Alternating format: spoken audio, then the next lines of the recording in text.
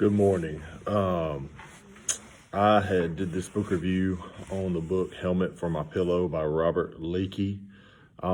This book was very interesting to me. As I did some more research after I'd read it, I actually found out that according to his wife, Leakey actually wanted to write this book because he was watching a Broadway musical called South Pacific on Broadway. They said he was in there watching it and he had to walk out halfway through because he wanted to tell the story of what the war was really like and that it was not a musical. Now, this book is a first-hand account by a young man who went into the Marine Corps right around or after the time of Pearl Harbor. In my opinion, it's a very good book to read. It kind of brings to light what the war was actually like. It does have some gruesome moments in it, which I'll get to that when I answer the questions for the discussion.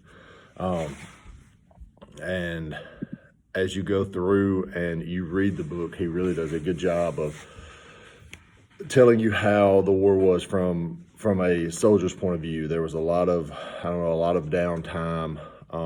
It's one of those statements that everyone said a war is boredom 95% of the time, and then the other 5% is just pure, you're just so scared for your life. But a lot of the Marines, in his opinion, were not afraid to die and things like that. So I think it was a very well-written book and a very good book to read, especially if you are into World War II, or even if you're not. It's just good to understand what those guys went through.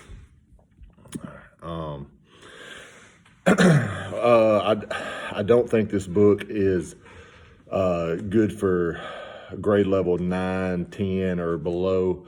You may be okay with it in your older classes, depending on the maturity of your classes.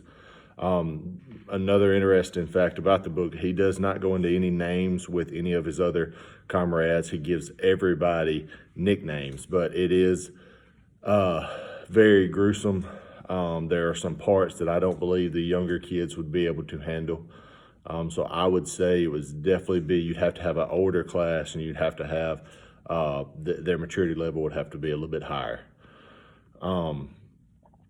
You would be able to use this book when you talk about World War II, in my opinion. But like I said, it would have to be real. You'd have to change some things up because some of the stuff is kind of gruesome. It does talk about one time, like one of his partners had talked about killing someone, and he said the head was blown up and he was throwing rocks into his brain.